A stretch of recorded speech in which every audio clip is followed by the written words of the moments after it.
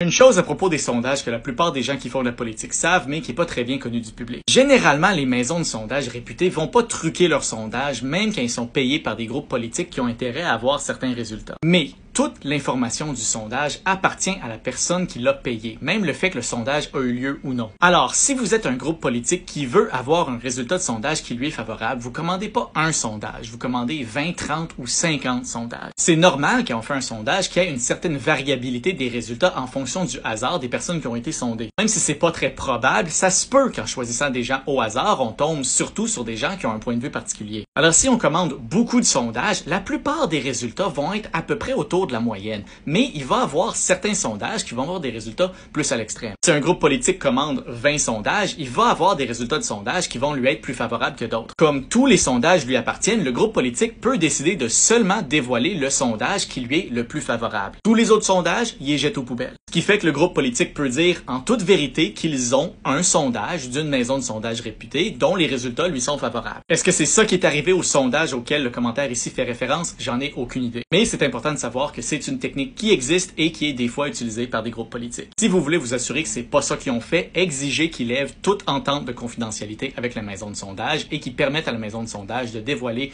combien de sondages sur une question ont été commandés. Et idéalement, exigez aussi une marge d'erreur statistique au sondage lui-même. Si un groupe politique qui dévoile un sondage est pas prêt à faire ça, son sondage est peut-être suspect.